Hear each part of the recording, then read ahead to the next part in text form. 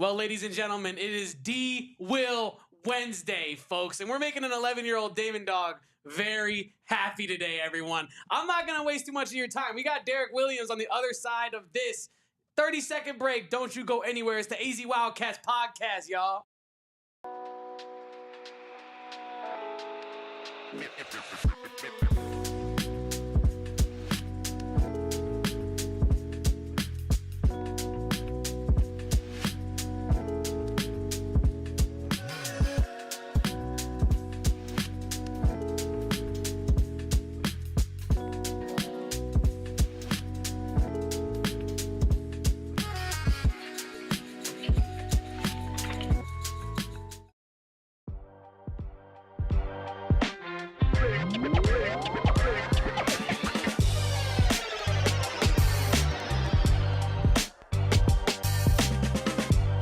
Man, that thumbnail is cool. It hits different today, Damon. It really, really does, Kevin. I'm Damon Fairall. He is Kevin Thomas. We are the AZ Wildcats podcast on a Wednesday, a D-Will Wednesday, if you will. Happy hump day to you, Kevin. And, you know, it just we are geared up for a very, very special show for you folks today. Maybe the most specialist of all shows, Damon. Of course. We are very, very lucky to have gotten some time with Derrick Williams today. Maybe the nicest guy of all time. Our close and personal friend, Derrick Williams. I mean, the homie. At this point, I think I feel comfortable saying that as well. Damon, we're going to, we talked to Derrick Williams about the Duke matchup in 2011, the Duke matchup on Thursday, his favorite spots in Tucson, and also we also brought up the Connecticut moment as well. But Damon, do you have anything you want to say before we get right into that interview?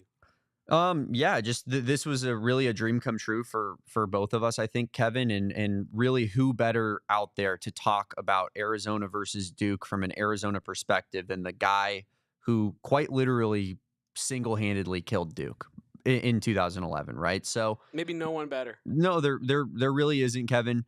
Just fired up to get to this interview, which we will hit here in a second. If you are here in the chat, ready to hear from Derrick Williams, please drop a like on this video. It helps us so much. If you're not subscribed to the channel. We're going to be bringing you all sorts of content like this, throughout hopefully many more Arizona wins throughout the tournament here, Kevin.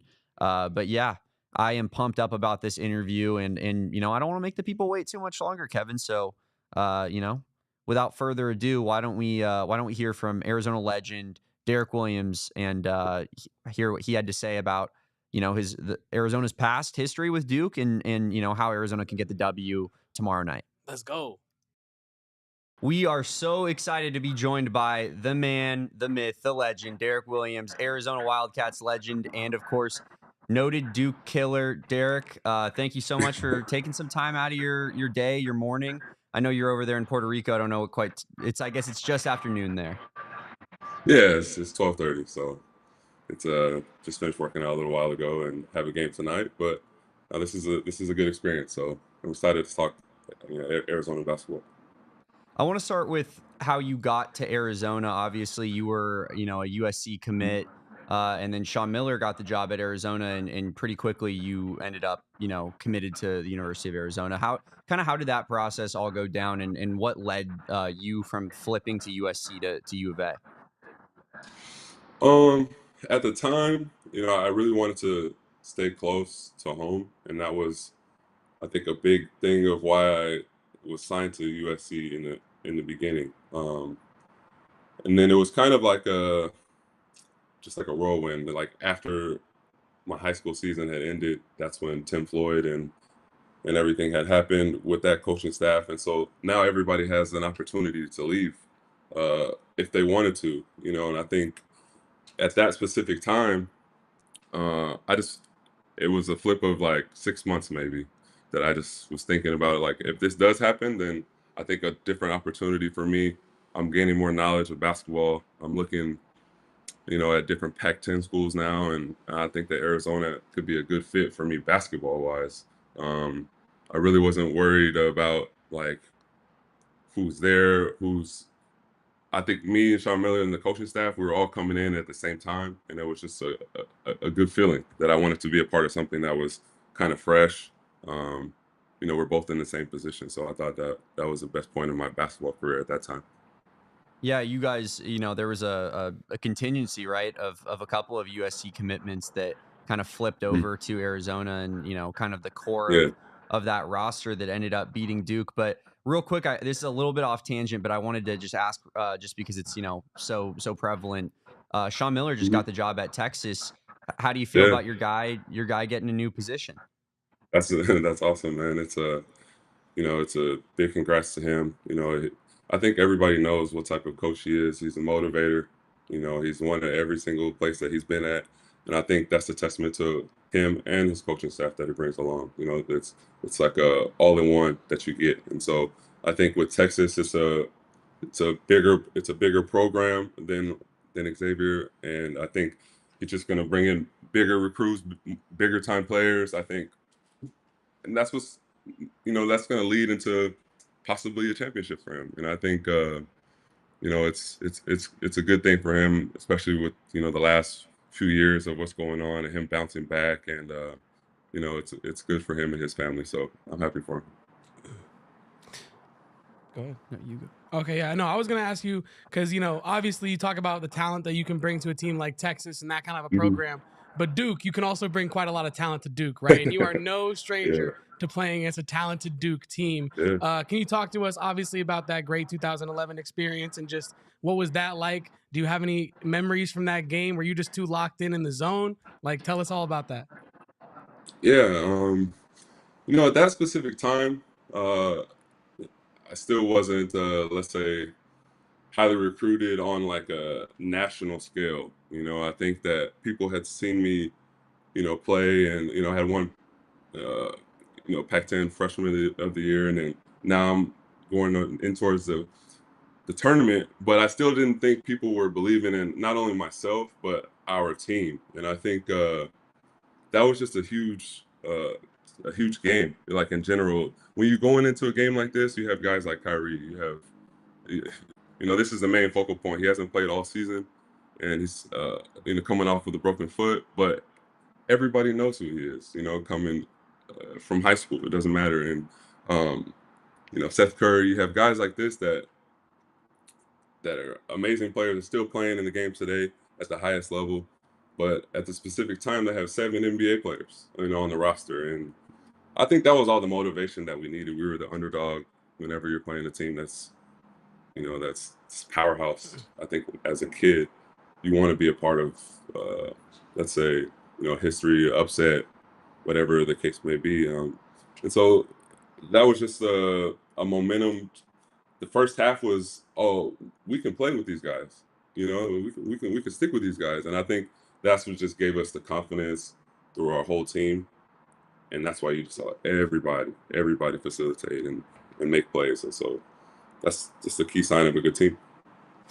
Yeah, and I was talking to Corey Williams last night about this upcoming matchup, and he kind of said that this game, from a player's perspective, might actually be easier than the Oregon game. And his logic was that that everybody's good on Duke. So you just have to handle your job, and if the man next to you handles their job, it actually is easier than the unknown variables that could come up with Oregon.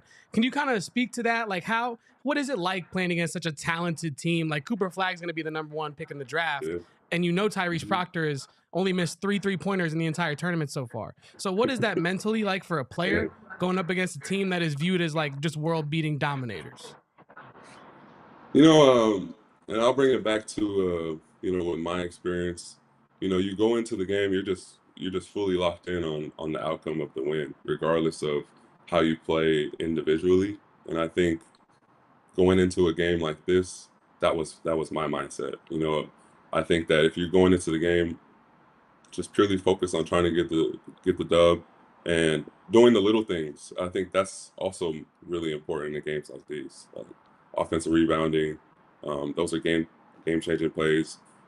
Free throws can change the game as well, and how you start the game. And I think that's the most important of all of them, is how you start the game with energy and effort, on both sides of the ball. And so going into the game, this game, I would say that's the advice that I would give, because you've already seen what they can bring to the table with one game. and now you're playing them at a bigger stage and what you can and can't do. And so I think, that's all that they would possibly need to do in order to beat a team like this, with the guys like Cooper Flagg and people who haven't missed in a week, 2 weeks. And so I think overall, when you have a really good team, the little things are what really take you over the hump. And that's, like I said, offensive rebounds, free throws, diving on the floor, because the talent would take over. Guys like Caleb Love, it gets hot and it could be a long game. I think you mentioned to us off air right before we started this interview that you watched the first matchup this season where Duke kind of took it to Arizona, especially in the second half, and ran away with it at the end there. From watching that game and kind of going into this one, what do you think you need to see from Arizona that they need to do differently to come out on top in this time around? I think a little bit, being able to watch it, that was my first game that I was able to watch, in person in a long time. And so I think sometimes when you have big names and big schools, sometimes it can be, and you're playing at home. I think a little bit of it was everybody wanted to do a lot, instead of letting the game try to basically come to them. And that's what I got from the game, the first game watching. And so I think starting on the defensive side ignites the offense, and especially when you have, like you said, Cooper Flagg, top picks they're coming to play, and they know what's at stake. And so just the little things, again, I would say that's what brings the team together, diving on the floor, taking charges, the little things, steals, being in the passing lane. I think if they do that, they have the talent to do that, they have players to do that. Arizona can come on top easily if they do the little things. Yeah, and Damon and I have been speaking all about that. Trust me, we have 4 days to talk about Duke. We have talked all about Duke and the physicality that Arizona is going to need to bring. But one thing we can't really speak to is the intangible mental aspect of the game, right? Can you kind of take us into the locker room? What is a pregame speech like? What are the pregame vibes like for such a big time game in the middle of March? Man, I would say it could be a mixture of both, depending on the type of players that you have. You have energetic players, you have people that are super locked in with their headphones, and I think you have to have a good mixture of both on your team. That's what kind of brings that camaraderie, that relationship together.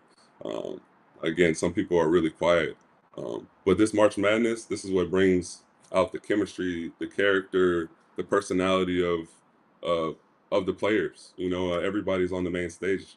And I think, especially nowadays, with NIL and the social media, and you have team managers now, getting NIL deals and things like this. So it's a whole package now as a basketball player. It's not just what you can do on the court, and I think this is a perfect way to show, like, not only the world your basketball skills, but how you are as a player, and that can really take you even further in this game. And I think more people like to see that.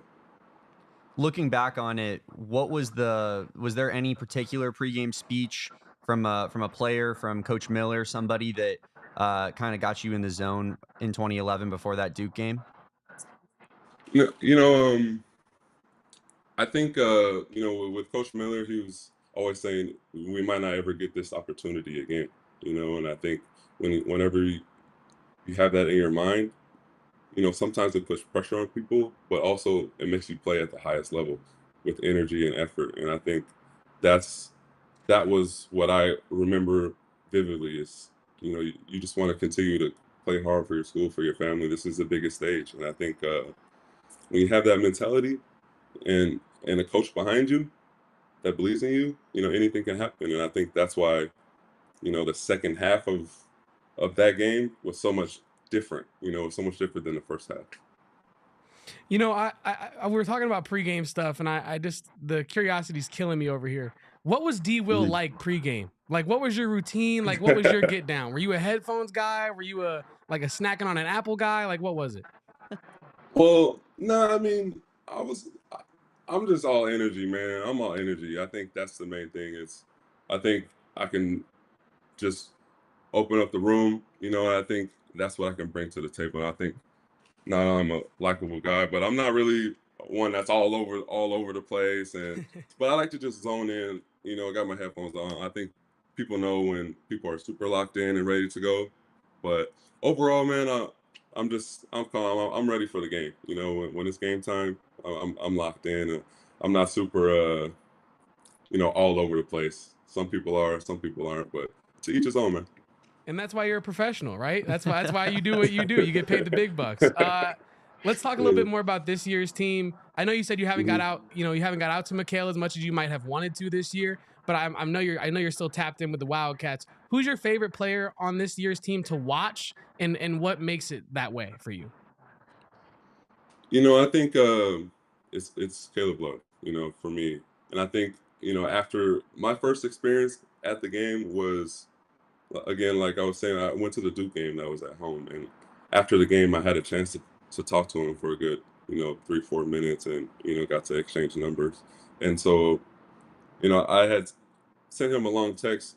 And throughout the season, I can see just the growth of the player that he's becoming, and I think more people, the interview last game after the game with everybody standing behind him, that's like the highlight, for me.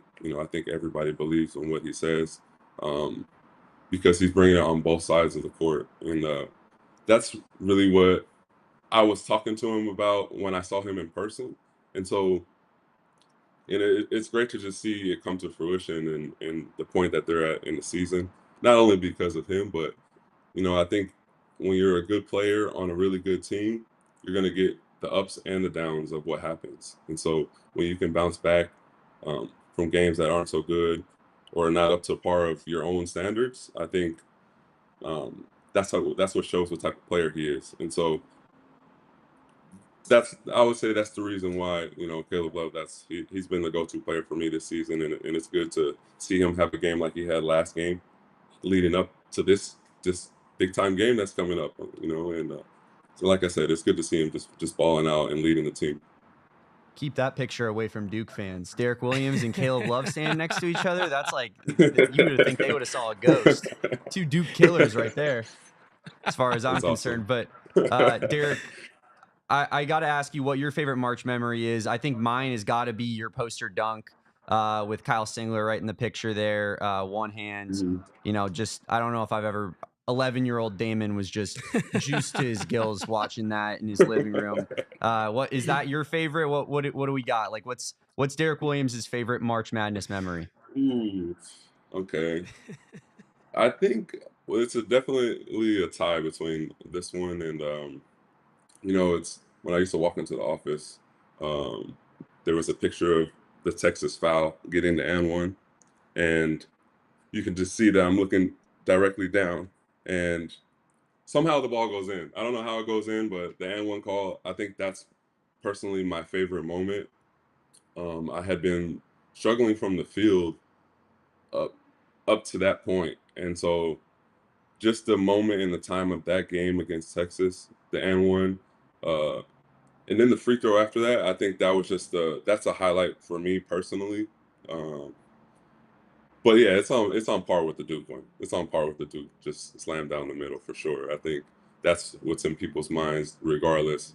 People still come up to me today about this game. Like it's no matter what, no matter where I go or play, people always can remember this game, and I think that's just a good feeling. Um, when you do play and beat teams like Duke. I don't want to put a damper on that conversation because it makes me want to run through a wall. But conversely, the most difficult moment I feel like of one of them, I guess there's a few here in my head, but Yeah. one of the most difficult moments watching March Madness as an Arizona fan was the next game against UConn. Obviously, you take the 3-point shot. Arizona gets the offensive rebound back out to Jamel Hill in the corner. I got to say, from TV, I mean, that looked like the most money shot I've ever seen in my life. When Man. you were on the court, did you see it going in the same way that we all saw it going in? Because I could have, I was celebrating making the Final Four with the ball halfway in the air. Yeah, same here, man. I think that's just an exciting game to be a part of. What all the level of players that were and what people have done in their careers. From these games, I think it's a highlight itself, man. You have Kemba Walker and people like this, but it's like when the game is coming down to the line, I'm thinking both the shots are going in. My shot, it doesn't matter if I was 1 of 10. I thought that this shot was going in. We get the offensive rebound, and like you said, Jamal Horn, he shoots again, and it's wide open. And I think that's what everybody, spot shooter. He's a spot shooter, and I think that everything what you guys thought, it was what I thought as well. I thought it was going in, and I thought we were going to the Final Four. So, it's a heartbreaking, way to end the game with the offensive rebounds, and we got another offensive rebound after that, but ran out of time. Yeah. So, I think it's just a great game to be a part of, regardless. Uh, but man, yeah, of course, I wish we both would have hit both of our shots, man. That would have been the ultimate win. But it happens. We live and we learn, and hopefully, like I said, hopefully Thursday they can put another beating on Duke and keep going and keep pushing. I mean, we're all hoping for that, right? And I'll bring the vibes back up a little bit here. You said you've traveled all around the world, and you have been granted the opportunity to do that with your basketball skills as well. And you've landed yourself in Puerto Rico, Mr. Williams. Yeah. So how is Puerto Rico treating you? Can you tell the people at home just a bit about the good PR? Yeah, so far it's been great, man. It's a league that's really close, obviously, to the States. I'm actually my coach is Jay DeBrea, who was my teammate in my second year of Minnesota, and so he's been retired for a few years now. He's the coach, but it's been great, man.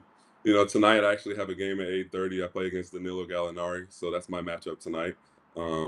Like I said, there's a lot of ex-NBA players, a lot of good European players, Australian, Japan, people who play in Japan, so all over the place, man. And people who want to continue with their basketball career outside of the NBA. This is a great spot, and it's a great league. It's 3.5 months. And so I've only been here 3 weeks, so I played 3 official games. But like I said, tonight we have a big time game. We're 3-0, and we play.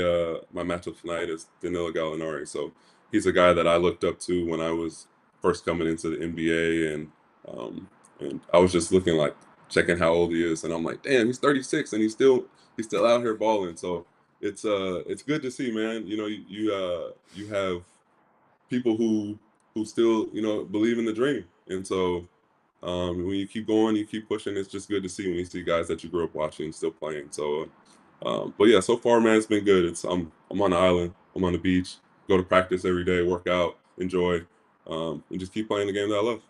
Can't complain about that, right? But your travels did start in man. Tucson. Your travels started in Tucson, right? And me and Damon, we wanted to know, what was your favorite spot in Tucson? It doesn't have to be a specific food spot or anything, but is your favorite aspect of Tucson as a city? Ooh, let me see. I mean, you're on an island now. It's a little different. No. So, it's when I would go to Tucson and when I would be in Tucson, I used to love to just go to EG's, man. That just different flavors of the month. That was always a cool stop for me. I heard that they might have been closed down recently, within the last year or so. But just a little spot like that, just a local. I'm more of a local guy. I try to support local businesses and not so much let's say Starbucks and just in a smaller city like Tucson. So, but yeah, it's I would say EG was one of my hot spots when I was out there. I don't think they closed all the EGs. They did declare bankruptcy, so I know they got some stuff going on, but a little bit of saving grace. Well, I think we gotta get it back back on, man. I think we can get you some EGs. Yeah.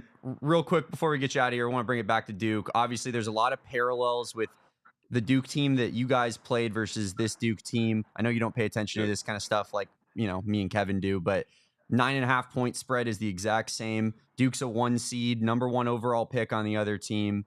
What kind of just take me through the thought process of, a opposition player going up against a guy like a Cooper Flagg, like a Con Knipple, like a Jaden Proctor, who are big time recruits and, have a lot of name notoriety going into the game, going up against those guys?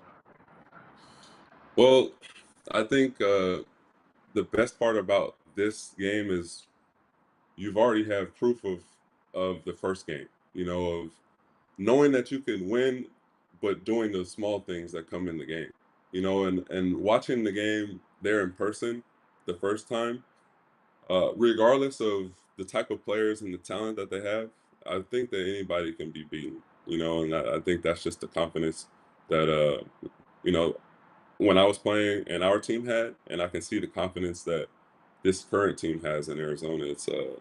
It's been building, not just from this season, but from last season. And I think when you have a high level university versus another high level university, regardless, and in this case, they've had, March Madness history.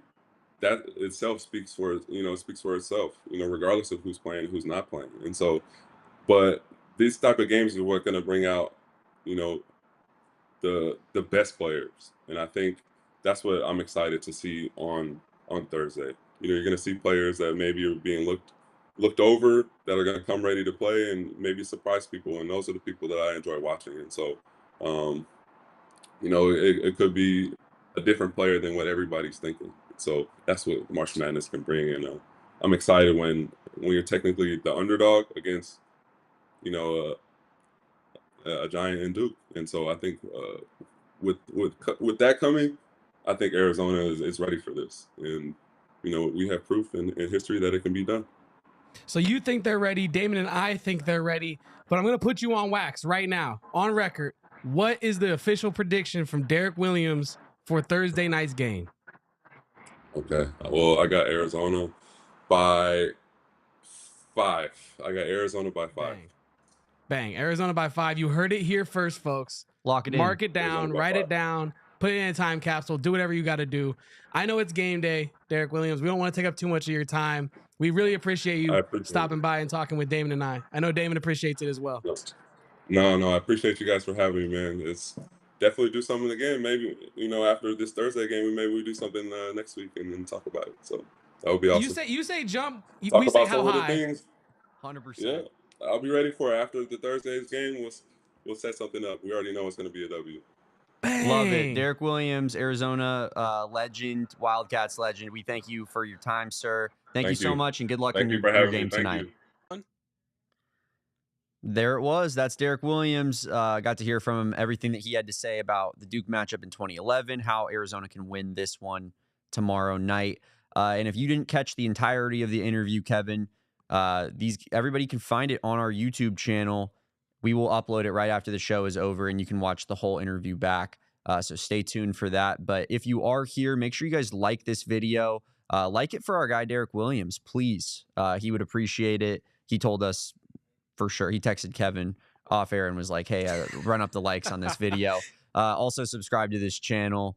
And Kevin, we'll divulge into that interview, kind of break it down, the things that he said, some of the stuff that we liked, right after the break here on the AZ Wildcats podcast.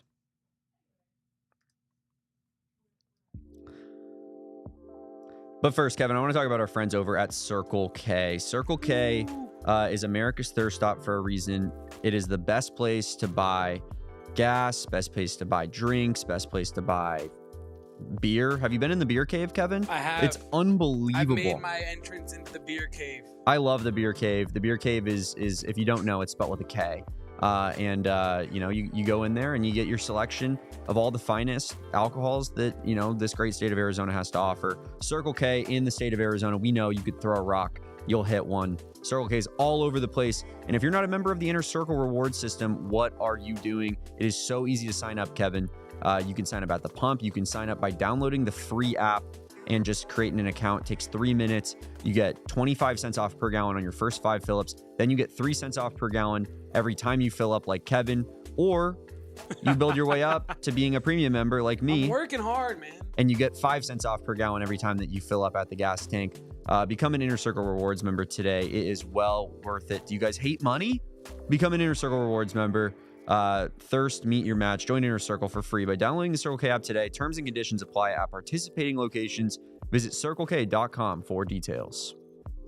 You know, Damon, yesterday it was real hot outside, and that means your personal hygiene, folks, nobody in your office wants to be smelling you when it gets hot out, right? So you need to stick with our friends over at Mando.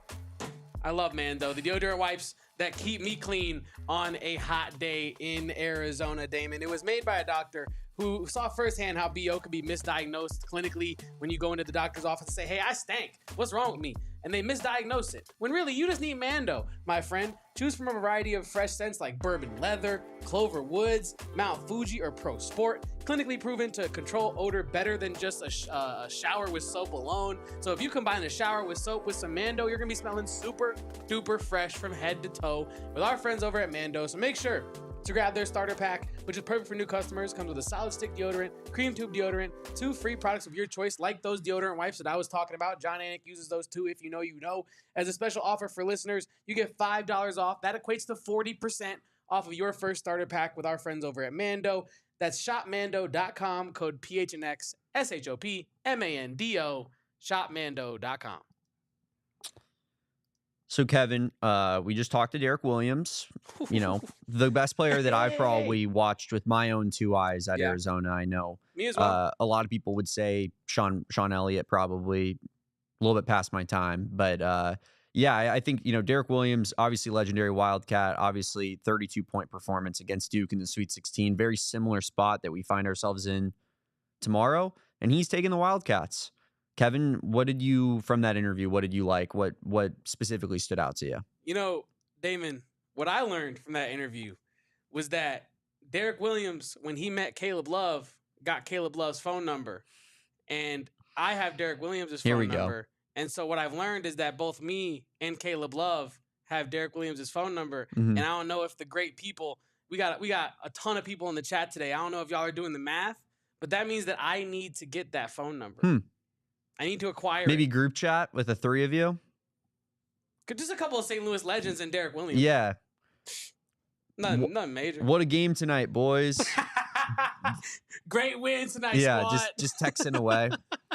But yeah, Derrick Williams, awesome dude, man. And not just for, you know, obviously the obvious reason of we want Arizona's season to continue and keep winning games, get the biggest win here in a decade, but it'd be great to get Derrick Williams on after the game and get his thoughts after he gets a chance to watch it, right? Because it seems like now he's a little bit more locked in on Arizona basketball now that he's in Puerto Rico rather than in like Germany or Turkey or Israel anymore, you know? Yeah. No, I mean, coming close to back home, definitely closer to climate, right, Damon? So, yeah, I mean, it was awesome talking to him. Great guy. Very generous with his time with us this morning. So, especially on a game day, you know how athletes can be with their routines and things like that, Damon. So we're very thankful for Derrick Williams and shout out to the other Williams. Shout out to Corey Williams as well. For sure. For helping me get in contact with Derrick Shout out Williams Corey. as well. So, College Corey. Shout out College Corey on Twitter. Mikhail Madness podcast. Had one of those last night. It was great. But yeah, Damon. I liked the part where Derrick Williams crowned Caleb Love. Me as well. I think that was the portion where, you know, it felt like it was set in stone almost for tomorrow to go in our favor, right? Like it felt like that was destiny. That was destiny of, you know, our guy Derrick Williams being like, Caleb Love, the other Duke killer here in the room, he's gonna do it again tomorrow night. And I don't know, man. I don't know if it's just wishful thinking, but the more I think about this game, the more I think that Arizona has a legitimate chance to win it, Kevin.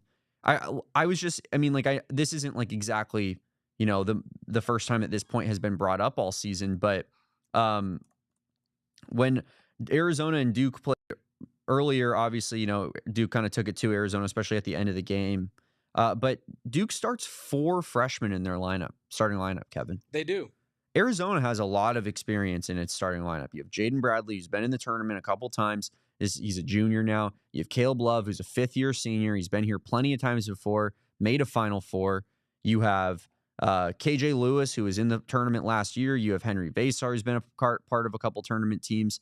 And, you know, you have Tobe Awaka, who made it pretty far at Tennessee as well. So you're looking at, like, Arizona has a lineup full of guys that have played multiple tournament games. But Baylor is so small, 6'7" being their biggest starter. And once Norchad Omier got that 3rd foul and couldn't be physical anymore, like, the game was completely over at that point. Arizona has the size to counteract Duke. Yes, they definitely do. And physicality. I was going to go right there. Not only do they have the size with Henri Veesaar and all of their, Tobe Awaka is a sizable player as well. Might not be as sizable as Kamal Malawak, but where he does make up for that is he is incredibly strong, hard to move, and incredibly tenacious and physical. And, everyone that is previewing this matchup, is us included, right? Identifying physicality as a key to Arizona winning this game. Not only is it physicality, but hey, quick little shameless plug. We dropped a preview video I did this morning for us today of breaking down this matchup. And one of my keys to victory was a quick start, physicality, and front court play, right? And I loved hearing, Derrick Williams also say how important the quick start was in this game, because it's true, right? Yeah. You cannot fall behind in this game, but not like Oregon. But even if you don't fall behind, you can't come out sleepwalking. You have to be the first one to throw the first punch in this game. You have to be the aggressor if you're going to pull off an upset, because the pressure is on Duke, right? You're the higher seed. You have to maintain this expectation. You got the number one guy in the nation. You have, you have all these expectations of 50% of whatever people picking you to win the national title. Nobody thinks Arizona's going to win this game outside of this ecosystem right here, right? The people who have been watching this team all season and know that they have a good chance of pulling off the upset in this game. Yeah. So if you're Arizona, yes, there's pressure in the sense that it's March Madness and every game is or win or go home at this point. There's the built-in pressure of that, but there is no artificial pressure of, oh man, we have expectations to upkeep here. And we're going to get into that a little bit later in our buy or sell, Damon, with is Arizona playing with house money or not? But yeah, the pressure is on Duke, and it's on Arizona to make them feel that pressure, Damon. Yeah, I mean, I absolutely think that that's the case.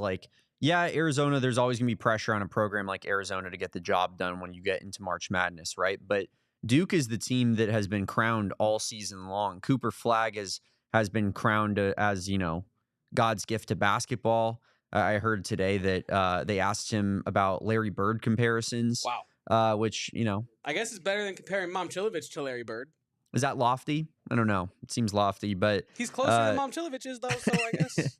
Sure. But yeah, Duke really does have the pressure on him, and I think you have to kind of extenuate that pressure. I think that's a proper verbiage there. And really just push it to the limit, right, Kevin? Because when you have four freshmen in the starting lineup and they're not really battle tested as much as you have been, put the pressure on them by forcing them to play physical basketball, forcing them to, defend at the rim, right? And hopefully get a couple calls go your way. I know that, we've talked about the officiating aspect of things and how we kind of have to prepare for a favorable Duke whistle going into the game, but I still think that there's a way in which you can start the game off by trying to be aggressive and trying to force a couple fouls on them. So, I think that is somewhat of the game plan of sorts. But as you mentioned, Kevin, you just can't get off to a 19-4 deficit like you did against Oregon. I think that would spell the end of the season. So, got to have a fast start, got to be prepared from the jump. But got to find a way to put the pressure completely on them and make them feel that pressure as a team that has expectations, these lofty goals, and, is maybe in a dogfight in the Sweet 16, because we've felt that from the upset perspective, right? From the other way around of man, Princeton's just really holding on in this one. They just won't go away as Arizona leads for most of it. And then at the end, Princeton gets the lead. And then Arizona, what do? They start shaking a little bit because the moment's too big at that point. I think that's kind of where we're at with this game. You got to find a similar situation. We're going to talk to our guy Saul Bookman, who is out at Arizona practice, Arizona shoot around at Duke practice as well. Got to talk to a lot of the players out there, and we're going to get his thoughts on all of that media availability right after the break here on the AZ Wildcats podcast. Kevin, let's talk about Gila River Resorts and Casinos. They have a collection going on over at the Upper Decks swing suite there. And it is led by Arizona Wildcats legend Mike Bibby, who I don't know if you heard, guys, but Mike Bibby is now the head coach over at Sac State.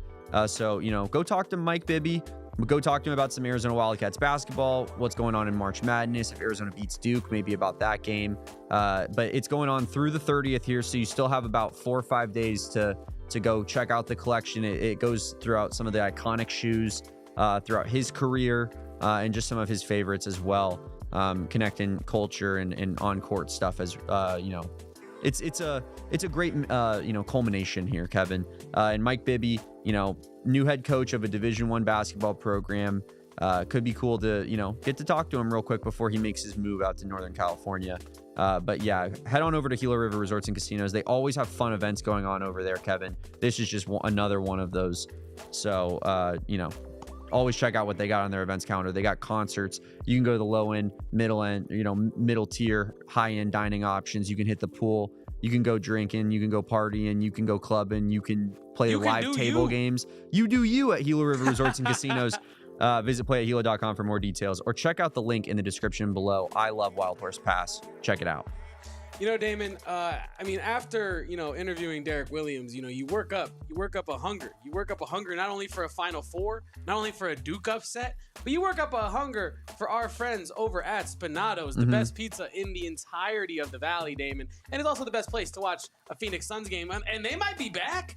Spinato's never left, but the Suns might be back. You can go watch the comeback of the Phoenix Suns with the Suns dancers, the Gorilla as well. Maybe even get involved if you got that jumper on you, got that strap on you. You can maybe go and get yourself some free pizza and free tickets for, April 9th's game, and also free pizza for a year at their pizza contest. That is horse, but you're spelling pizza instead. So for all the info on watch parties and pizza basketball contests, head to SpinatosPizzeria.com. Spinato's, the official pizza of the Phoenix Suns and Dame Dog and Kevo. You know what I mean?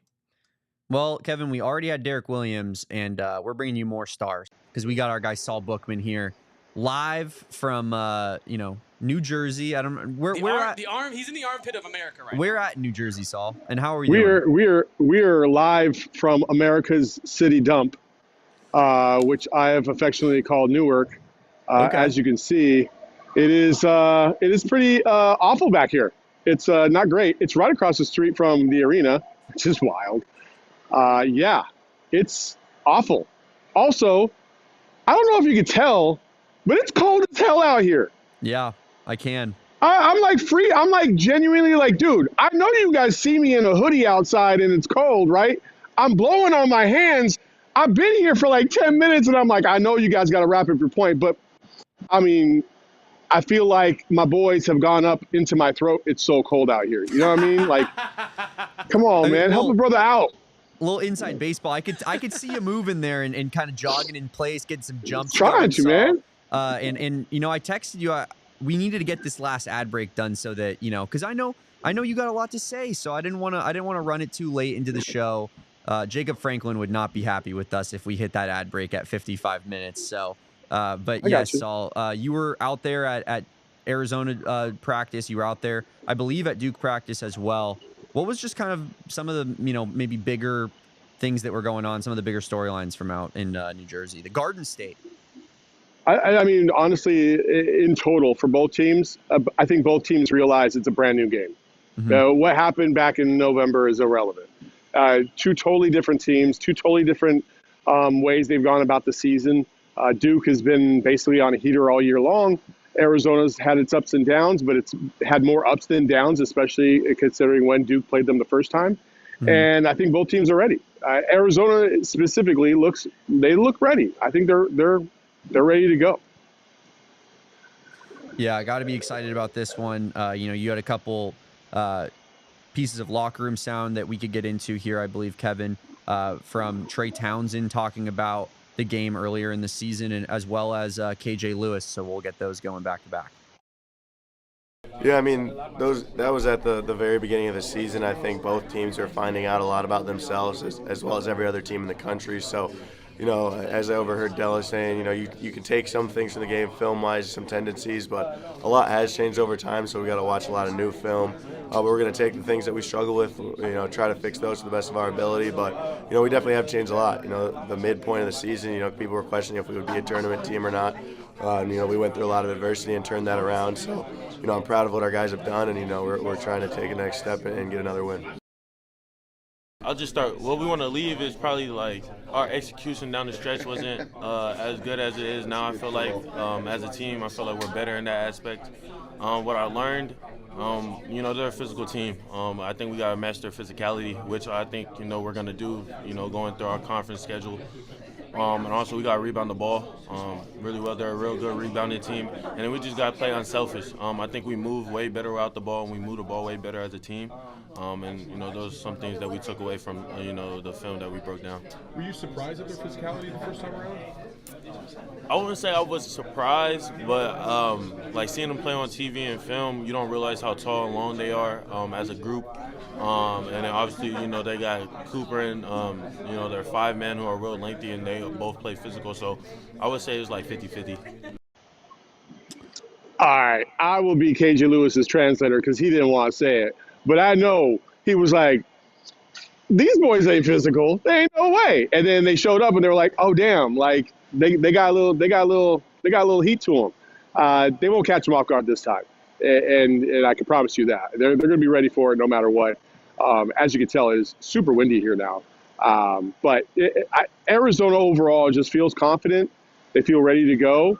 That doesn't mean Duke's not confident either. I feel like Duke is plenty confident. They're ready to go as well. I think tomorrow, one thing that's going to surprise people, and somebody kind of said it in the chat, I think there is going to be more anti-Duke fans than there will be Duke fans. Because basically, if you're Bama, BYU, or Arizona, why would you ever root for Duke? It's not in your DNA. Nobody ever roots for Duke if you don't go to Duke. So let's keep it going. Like, hey, we're all going to rally. We're going to rally around the Wildcats and hope that they can defeat the dangerous and often hated Duke Blue Devils. Yeah, I mean, and you would assume that there's a pretty decent BYU contingency that's going to be out there. And if we can get those guys on our side and gals, that could be pretty big in terms of fan support there in the arena. And I feel like there's a Big 12 brotherhood going on of sorts. Oh, yeah. I've seen kind of a kumbaya. I had an Iowa State fan on Twitter. I forget his name right now. Sorry about that.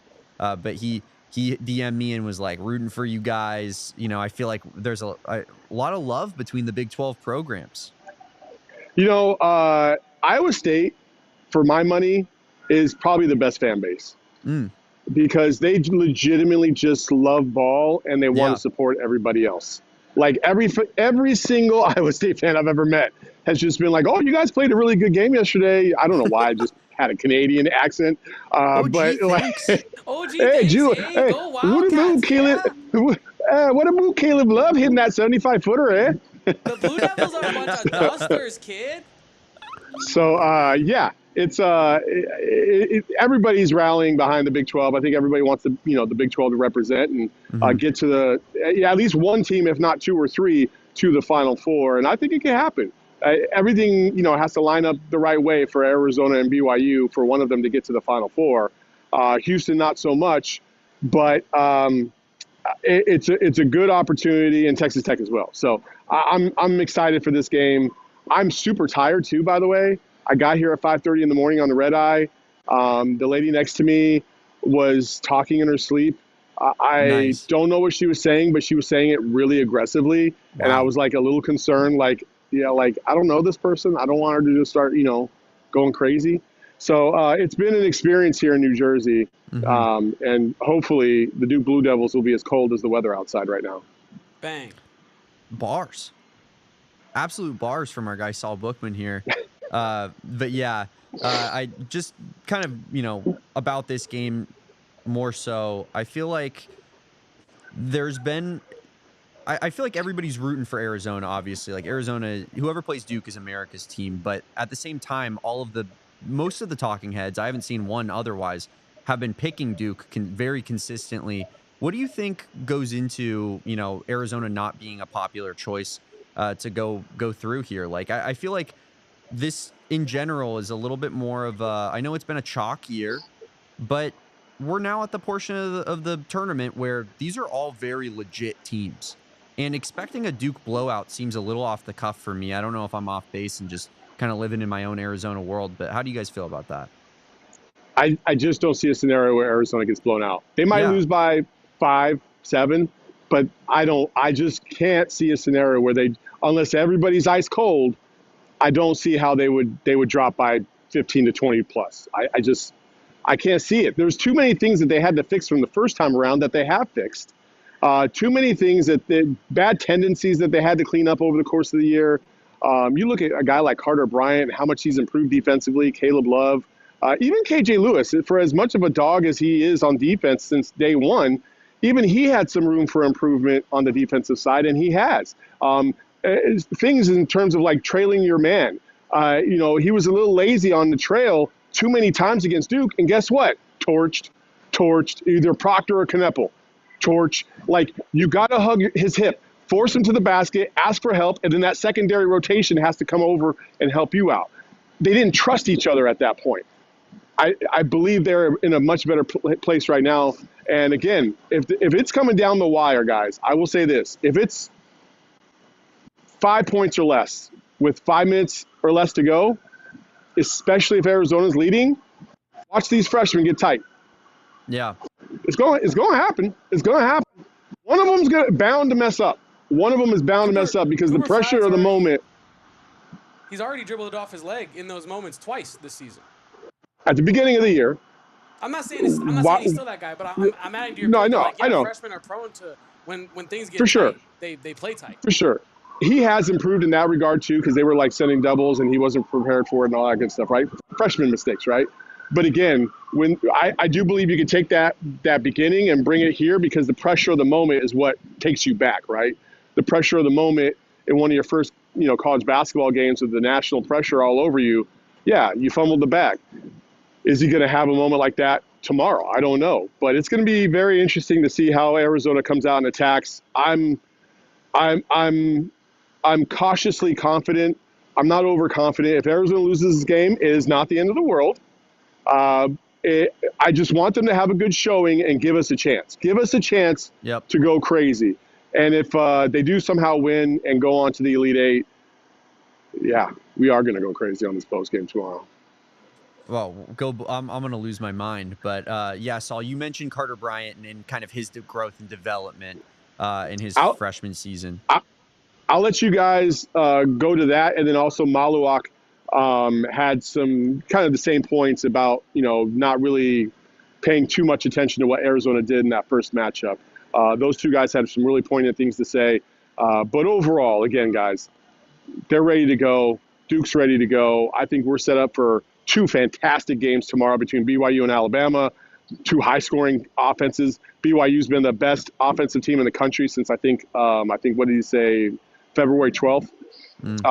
And then you have Arizona and Duke, who I feel like style-wise are a little bit opposite of each other to a certain degree athletically, but both plenty good, and you have superstars all over the court. It's gonna be a fun game, and I'm excited for it. So I'll let you guys pitch those clips. I'm getting out of the cold because I can't feel my toes anymore, and I'm gonna try and not get hepatitis with the needles that I see all over the street. Also, randomly, just like the stuff that I've seen on these streets already, it's just been crazy. I'm like, from the armpit. I walk by with my BLT sandwich. I'm like, oh, you're just gonna do that right there, huh? All right. Keep it walking, man. Keep it walking. So give us give the people a quick view of beautiful Newark, New Jersey from the phone. I think that's what we need to see. Man, look at that East Coast architecture. Wow. Does it get better than this, everybody? Wow. Here's the arena. Here's the arena. Here's across the street. Nice. Yeah, that looks like downtown St. Louis in a way. It's wild. Yeah. Anyway, Gotta guys, love New Jersey, appreciate y'all. I'll see y'all tomorrow. See you, Saul. Hopefully we're celebrating a win with our guy Saul Bookman tomorrow night. That was Saul Bookman. Follow him at Saul_Bookman. But Kevin, we got some more to do here. We got to buy and sell. But first, I did want to hit those last couple of clips we got here. Yes. Carter Bryant on his development and growth throughout his freshman year at Arizona. I think the biggest thing for me is I think I've grown a lot in terms of learning how to play hard, playing basketball hard. So it's one of those things in basketball. You don't notice that playing hard is a skill, especially in high school when you're bigger, stronger, faster than everybody. But when you get amongst other really good players, really skilled players, big players, you gotta play harder than guys if you want to be able to last. Like I said before, it's a dog-eat-dog world. Guys are gonna play hard. You have to be able to play hard at the highest level of basketball. That's how you win basketball games. So I think kind of having that confidence and knowing that I can play harder than other guys on the other side. And I think that's something that Coach Lloyd and the rest of the staff and my teams have done such a good job kind of instilling in me. I think that's the biggest thing for me, point of growth. Carter Bryant is so insightful, Kevin. Yeah. For Very being wise. 18 years old, yeah, he's well beyond his years. Hopefully, we can continue to see that growth and development happen I just for wanna a be like- second season, man. I just want to be like Carter Bryant when I grow up, Damon. I know. Kevin, how hard would it be for you if you were in like a locker room setting like that to not be like, one more year to Carter Bryant? Like just under Pretty your breath, difficult. kind of. Just Pretty like kind of just like give him a come on. No, pretty difficult. I think maybe like the closest I'll get to that realistically is like maybe like the Twitter stuff I do, Mhm. where it's like, you know what I mean? Like the great Kobe Thiel tweeted something about, the ASU coaching situation a while back, I think. And I was like, someone show this to Koa Pete. You know what I mean? Like someone get this to Koa Pete ASAP. Yeah. Like, I'll do that kind of stuff. But realistically, I don't see myself ever doing that. I did graduate from the great U of A J school, so True. I still have some. You're a big J, Kevin. Yeah, I am Big J. I am Big J in a way. Big J adjacent is what I like to Very say. true. Yeah. We also have Malawak, who is the starting center for Duke. And I think that one thing that KJ Lewis mentioned was the rebounding battle, right? And kind of just how Arizona has to do better in that regard from the first game in the season against Duke to now. But Arizona has been a consistently kind of dominant rebounding team throughout the course of Big 12 play into this portion of the tournament. And, in large part, that's because Tobe Awaka is such a savage, and Henri Veesaar is also very, very good at rebounding. But Duke is the number one height team in the country and, is practically elite in every facet of the game of basketball throughout the season. So that matchup is going to be huge. Malawak's a big part of that. What did Malawak see in the first game of Arizona Duke what does he expect now in the Sweet 16? I mean, they've grown as a team too. I feel like that chemistry has grown too, and they know how to get in that spots, and they know what works for them, and they're comfortable with that offense. So it's different from then and now. I love Malawak saying that because I think he's a player that I think is going to be huge in this matchup for both teams in a way. Like I think if Tobe Awaka can focus on making it hard on Malawak offensively, but also getting on the offensive boards and getting his own buckets and almost a Norchad O'Meara style right on the other end. I also wanted to mention a comment I saw earlier here from Marcel Wilson, who says, y'all AZ fans killing me, acting like AZ is the only team that got better since the first matchup. And I wouldn't say we're acting like they're the only team that got better, but I think obviously there's an Arizona podcast. We're going to focus on Arizona stuff first. But I think what makes it seem so stark is that Duke's rotation is still practically the same. And I think the players have obviously developed and gotten a lot better because they're only just freshmen and they're incredibly talented. Yeah. And so they're figuring it out, right? It's like a team of Carter Bryants, but maybe, a Cooper Flagg, obviously a tier above, right? I'm not trying to compare the two there, but I'm saying it's a team of players that are all getting better day in, day out, right? Because that's how it is as a developmental freshman, right? But I think what makes it feel like Arizona has become a completely different team is because their rotation is completely different. The player that they had centered their offense around in November, Matthias Krivas, out, not playing anymore. Tommy Lloyd had to reconfigure the offense over the course of the season, reconfigure the defense over the course of the season. And I think that the team that Arizona is now is so much different than the team it was in November that we're not acting like Duke isn't more improved. We're not acting like Duke isn't better as well. But I think if you are comparing the two, Arizona is not even the same identity. Like they're not even the same team as they were in November. I think Duke is an improved version of the team that they were in November. Yeah. But I think that the Arizona that Duke's going to get tomorrow, they're not going to recognize, obviously I'm being hyperbolic there, but they're not going to recognize the Arizona that they play tomorrow compared to the Arizona they played in November. Yeah, I mean, I think the way of looking at it, Kevin, is Duke was a preseason top 5 team that was the number 3 overall seed in this tournament, right? So I'm that's not to say that they haven't developed or gotten better, but that's to say that they've practically met expectations for what the roster, was. What the expectations that were set is where Duke reached. Meanwhile, Arizona was preseason top 25, then was 4-5, and people were questioning, how do you make the tournament with this team playing in the Big 12? Like this is a disaster. And then Arizona leaves no doubt that they're a tournament team throughout the course of Big 12 slate, the Big 12 #1 conference in the country. And yeah, I mean, I think it's just such a drastic difference between what Arizona was at the beginning versus what they are now, whereas Duke is more just a refined version of what they were earlier in the season, which was already a great team. So I think that's why people talk about it in that sense. But yes, we understand that Duke they're full of freshmen. Those guys are going to develop. They're going to get used to college basketball. And, that as the game slows down for them throughout the course of their first season, of course, they're going to develop and get better. But I think that is a big factor in this one, Kevin. Like, Arizona has to find a way to make those freshmen make freshman mistakes.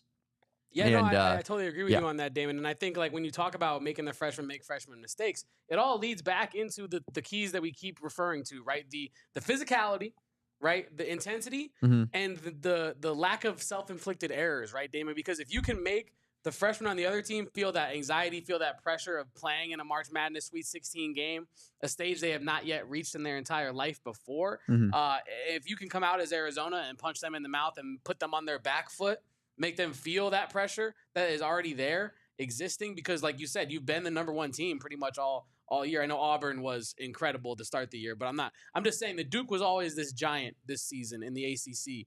And you want to put them on their back foot, a position that they haven't really been on so far this season. So Marcel here, Baylor was confident, Illinois was confident, UNC was confident. You just named 3 teams that are nowhere near as good as Arizona. Correct. Baylor's somewhat close, but still not. No, I'm saying the closest out of the 3, I think. Maybe Illinois? Illinois probably is, but Arizona handled Baylor twice easily. Yeah. And not as easily as Duke did, to be fair, but Arizona handled Baylor twice, and really neither game was in question. Led wire to wire, essentially. Illinois is garbage. I think they're better than Baylor, but Illinois is they're a team that was destined to lose in the first 2 rounds of the tournament because they shoot threes at such an inefficient rate, right? And then UNC, this is one of the worst UNC teams we've seen in a decade. So I don't think that those comparisons really mean a whole lot to me. And every game is different. This is the best team Duke has played since non-conference play, which was in November. Yeah, for sure. It is. I mean, I don't know. It's a great matchup, and that that is why we are so hyped for tomorrow, right, Damon? Because if you and I are right, then we're probably going to get an instant classic, win or lose for Arizona. If you and I are correct that Arizona has a better chance than most people are giving them credit for in this game, not how that works. Archangel music. We are in for a complete classic in the Sweet 16, in my opinion. And if we're wrong and Arizona gets smacked tomorrow, then so be it, Marcel, then you can have the W on that all day. But I really feel like, based on the Arizona team that I've watched this year, this might be the best team that Duke has faced, like you said, since non-conference. So it's going to be a great game. I'm excited. I appreciate everybody in the chat today. It's been a lively chat. I don't appreciate the transitive property in sports takes. I think it's the lowest level of form of analysis. Well, this team beat this team by this many, and then this team beat this team by this many, so this team must beat this team by this many. No, that's actually not how basketball or sports work on any level. I mean, yeah, I'm with you. I'm an MMA fan, and sometimes all you can do is do the MMA math, right? Sometimes all you can do.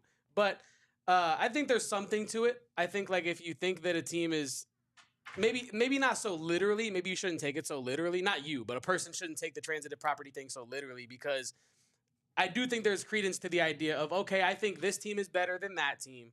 That team did this. Then you dive further. I think that's the point where some people stop. And they're like, okay, this team did that. That team, I think, is better than this team. They're just going to win, right? But I think if you dive into, for example, if you think Arizona's better than Baylor, go back and watch that only Baylor slightly matchup. Better, according to Archangel, who knows everything about basketball. If you think that the Arizona is better than Baylor, then you should, and this is what I did, right? I dove into what Baylor did to lose that game against Duke, and I tried to identify areas that Arizona could not have those same problems. Now, some of the problems were the exact same. Arizona's not a great shooting team. Right, so you're not going to magically be able to knock down the 3 ball insanely at a high clip overnight. Maybe your shots fall at a higher rate. That's just percentages, and things go haywire sometimes, right? But if you're looking at ways that Arizona can dominate compared to a Baylor, it is physicality. It is offensive rebounding. It is size. It is skill in a way. Speed, transition basketball. They're better than Baylor in all of those ways. And so I think that, yes, the transitive property They're better than Baylor at everything except for having VJ Edgecombe on their team. Yes. That is the only thing that Baylor has over Arizona is they have a guy who's going to be a top 5 pick. The rest of the roster, top to bottom, especially when you look at depth, Arizona clears easily. And it's just, I don't know. Can you scroll down for a second? The Arizona is only a little bit better than Baylor thing is just insane to me. Arizona finished second in the Big 12, right? They finished second in the Big 12 conference tournament.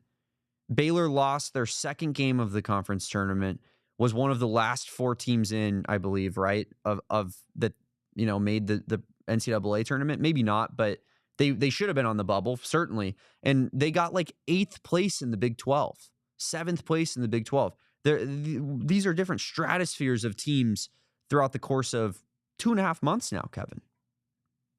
Yeah, sorry, I'm looking up the last 4 in. No, I was looking up Arizona's just record. I was looking at their KenPom. I'm not gonna lie to you, but yeah, Damon. I mean, I don't know. It's not the end of the world in my opinion, but people think that Arizona is not that much better. I mean, people think the SEC is the best conference in America just because they got more teams into the tournament, Damon. Yeah, it's just these are not, I think, objective things. You know what I mean? So it is what it is. We got more to talk about, Damon. We got to buy or sell. We got to do our thing on Let's this. hit some overtime. Let's hit some overtime. Well, let's actually hit this buy or sell real quick first. And we're going to take it into our overtime with our buy or sell presented by Carol Royce Team, your home sold, guaranteed realty. If you need a home, if you're trying to, level up your life, shout out to our friends at Carol Royce. They'll get you right over there. But Damon is right. It is time for overtime. Bang. Bang. Love that. Love the overtime, Damon. I always love the overtime. But yeah, we're buying or selling over these ways, Damon. And I wanted to start it off with a fun one, Damon. Tobe Awaka will lead the game in rebounding tomorrow. We were talking about the matchup with Norchad Omier and Duke and all of that. And that is actually what gave me such good faith that Tobe Awaka could succeed in this matchup. Watching Norchad Omier succeed for the first 8 minutes of that game that it was. Yeah. Gave me the indication, Damon, that if Norchad Omier can do that, I think Tobe Awaka can out-rebound Norchad Omier. And again, this is the transitive property thing that you don't hate, that you kind of hate. But I just think the player Tobe Awaka will give Kaman Maliwak some problems down low on both ends. And I think it should result in a successful game for Tobe Awaka, where I think he will be the leading rebounder in this game. Even if Arizona loses, I think Tobe Awaka still pulls down like 12 boards. It could be the last game of the year for him. So why would he not play his hardest? I think at least 10, 12 boards for Tobe Awaka tomorrow. Yeah, Tobe Awaka, dominated the Oregon game on the glass, had, 11, 12 boards at halftime. And Maliwak is a great player, 7 rebounds a game, just under. I think Tobe Awaka is he beats that number 9 times out of 10, right? And I expect him to lead the game in rebounding tomorrow as well. Although, Duke does have a ton of size just all throughout their roster. So, Cooper Flagg gets a lot of rebounds, and it's not always just the big man in the middle that gets them, like maybe it tends to be for an Arizona team. So that's a factor that you have to look out for. Like, if Maliwak is maybe more just trying to box out a guy like Tobe Awaka and allow his teammates to eat on the glass with their size advantages. I think that is something Arizona will have to look out for. But I do expect Tobe Awaka to be tomorrow's leading rebounder, which could go a long way for Arizona. It really could, Damon Dog. I'm totally with you on that. And another statistical buy or sell we have here. Cooper Flagg will score less than 20 points versus Arizona. Damon, you're selling? I am. I think we talked about this earlier this week. Cooper Flagg is, I think you got to let him get his. Because I think that the 6'10 guy who's going to be, taking the ball into the paint constantly throughout the game, like there's a couple ways that this goes, Kevin. He either gets his or you're fouling him a lot.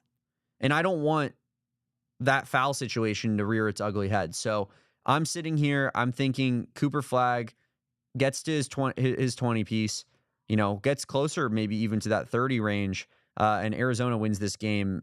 and I'm not saying that they are going to win the game. I'm saying that their formula for winning the game is stopping the other guys around Cooper Flagg and allowing Cooper Flagg to kind of, light up the scoreboard to an extent, Kevin. Why do you think Arizona is going to be able to hamper Cooper Flagg and hold him to under 20 points? I think because Cooper Flagg doesn't score 20 plus that often. Yes. In reality, he did against Arizona earlier in the year. He did. No, he did. He balled out against Arizona in November. But if you look at his recent games, 18 against Baylor. Now, we're not going to even look at Mount St. Mary's because that's Mount St. Mary's. But 14 points there. Got injured against Georgia Tech, so we're not going to count that. So let's look at the finish to his conference slate here. UNC, 15 points. Went off against Wake Forest for 28. But then it goes 16, 16, 16, 17, 19, 27, 18, 11, 21, 28, 24, 28. So a nice, great stretch against BC, Wake Forest, NC State, and UNC there. But I feel like, because we're predicting an Arizona victory, right? So in my head, I'm working on a matrix of Arizona winning this game. And I think tomorrow, if Arizona's going to win this game, Cooper Flagg, he could get right up to 20. I'm not saying Arizona's going to shut him down like they did Curtis Jones, right? But I think he could get up to like 18, 19, 17 in that range, but not go over 20. I mean, if he gets 21, I'm not, going crazy. I'll play a little bit of devil's advocate here, Kevin. I do, real quick, I really do feel like if Arizona wins this game, Cooper Flagg probably does have about like 19, 18 points. Playing devil's advocate, Cooper Flagg is he wasn't finishing out a lot of those games. He's playing 30 minutes a game. In this game, I expect him to play 35 plus, and I think that plays a huge factor in that. Like you're naming off 16, 17. Those are coming in 28 minutes per game stints against teams that they're destroying. So yeah, I think that added minute exposure is going to get him over that 20 mark. Personally, Your devil's advocate? Sure. Can I have what would that be? Well, who's the devil's advocate? Who if you're the devil's advocate, who's the advocate for the devil's advocate? I don't know. We can hash that later. But Cooper Flagg played 38 minutes against Clemson and put up 18 points. That's one game that you just but I'm mentioned. saying they have 3 losses, Damon. I'm saying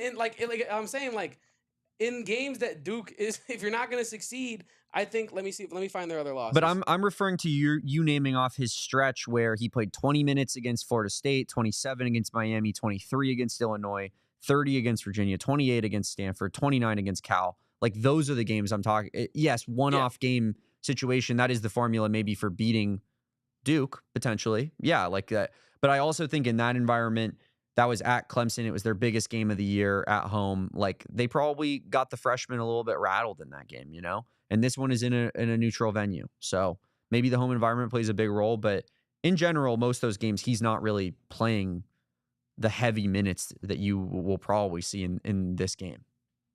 I mean, I guess we might have to agree to disagree on this one because I don't know. I don't understand really what there's to disagree with me on. I just named facts. Well, no, but I also named we both named you named a one-off situation. They've lost 3 games, Damon, dog. Like I don't know how many more games you want me to he had 13 against Kansas and they lost. Now he had 26 against UK and they lost. Like they've lost 3 games. Like I don't know how many examples I'm supposed to be able to pull of him losing while not scoring high points. The kid averages 18. I get that he doesn't finish games. I understand that. But I'm saying that even in games that he does finish, if teams are able to, even if he's getting his in some ways, which I think he's going to do. I've said that multiple times on this podcast. I think that Arizona winning probably means Cooper Flagg had 18 or less points. That's all I'm saying. Well, I guess my response, I understand that you're looking at the losses, but at first you weren't. You were looking at that's because I was identifying the games where he did score 20 plus. You know what I mean? You were looking at all those games, and then I went through all of those games, and I guess that's where my disconnect is that I thought those were the games we were talking about. But yes, I understand your larger overall point that Clemson got the job done, Kansas got the job done, and in both those games he was not that great. So maybe that's with 3 losses, 2 of the 3 he had a bad game. Maybe limiting Cooper Flagg is the move. Maybe that is the game plan that you should be having. I mean, I'm not saying you're supposed to go out there with the game plan of trying to shut him down because you can't shut a guy like Cooper Flagg down. But I think if you can make him think, if you can, do what, if you can throw Carter Bryant at him and if Carter Bryant's goal is to use his athleticism to make things hard on Cooper Flagg, you can't shut him down, but you can make things harder on him. You know what I mean? Mm-hmm. And so that's kind of where I'm at with it, Damon. I think Arizona, you got to make Tyrese Proctor and Con Knipple beat you, but you also can't let Cooper Flagg just do whatever he wants. You have to make it hard on him as well. And I think that looks like about 18 points for Cooper Flagg. We're really arguing about 2 points here, Damon, whether or not he's going to score that 19 and 20th point. But again, that's kind of where I'm at. Like, what's the difference between 18 and 20 in your eyes? I don't know. That's the same game. But, I mean, I don't know. It was the buy or sell question. And I bought and you sold. But we're both buying this one. We can agree on this, Dame. Derrick Williams is our new best friend. He's texting Kevin emojis, just talking about life in Puerto Rico. I don't know. Just the 3 best friends anybody's ever had, Kevin. That's how I see it. Just 3 peas in a pod, man. Yeah. You, me, Derrick Williams. Hopefully, maybe we're the new banana boat boys. We go down to Puerto Rico, hop on a boat, do something crazy. And yeah, live podcast from San Juan. From San Juan on a boat or something, man. From That'd be cool. Guayamo. That'd be cool. Yeah.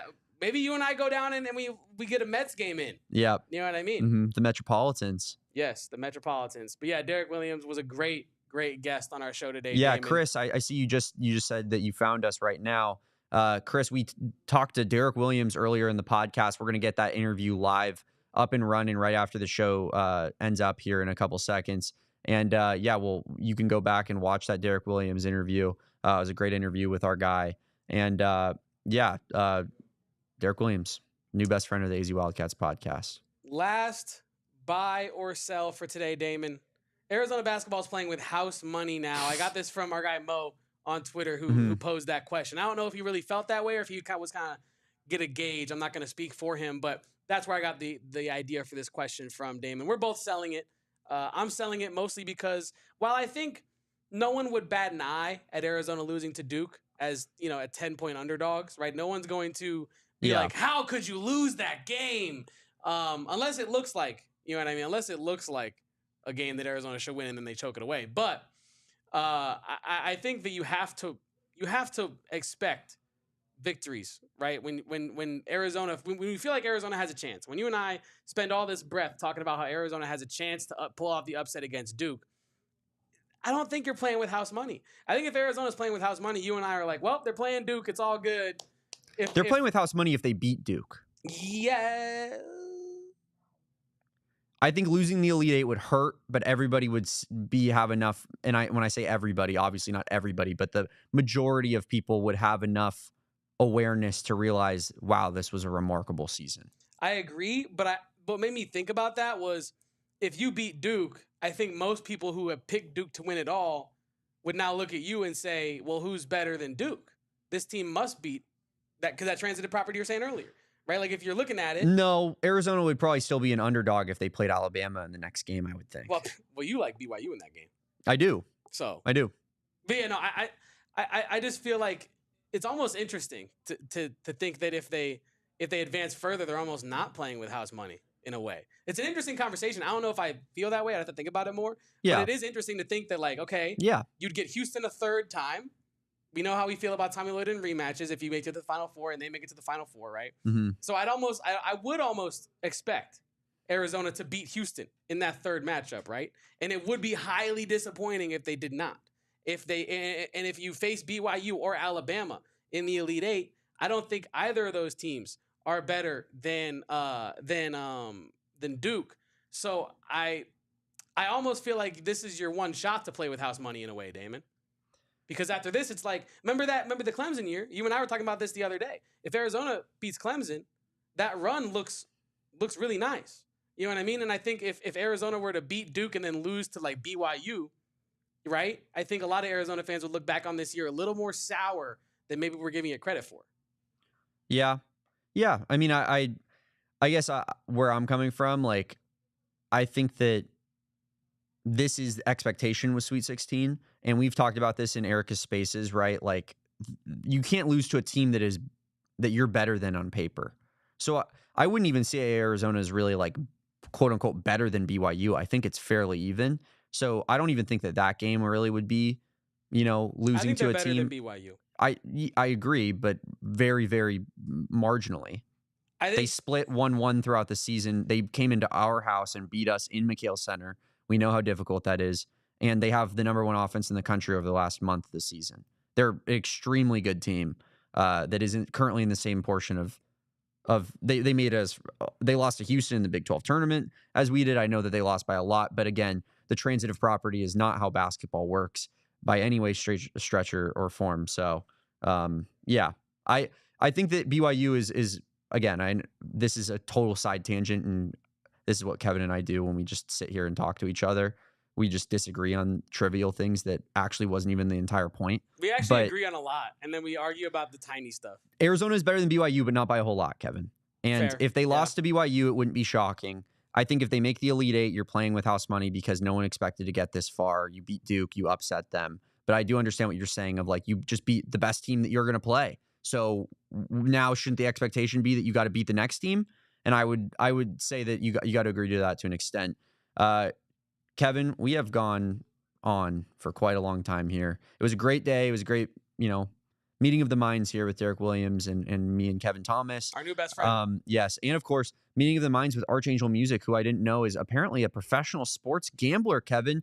And he can't even count for the difference between 9 and 11 because Arizona beat Baylor by 11 the second time they played this season. And here's an interesting fact for you. Ryan Neely actually put this way up in the chat. If you would you actually go in the search bar and type in Ryan, and I'll give him his shout out for this. Ryan ever so eloquently points out that Kansas beat Duke by 3 and Arizona beat Kansas.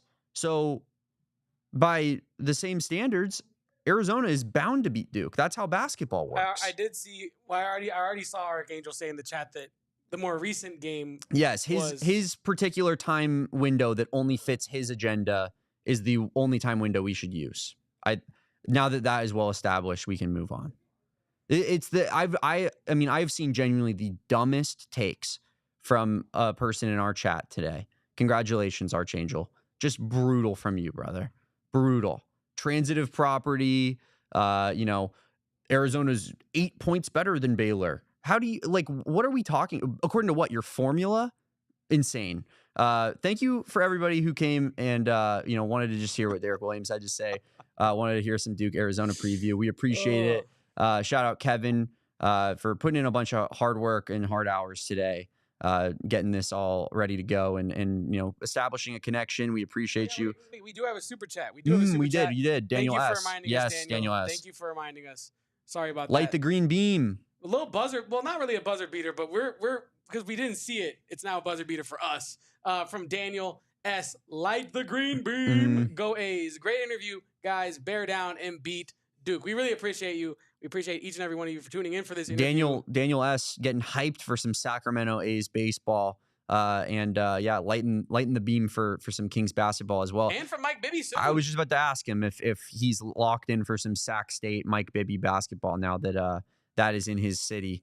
Put it in the chat. We'd love to find out. But shout out everybody for being here in the chat.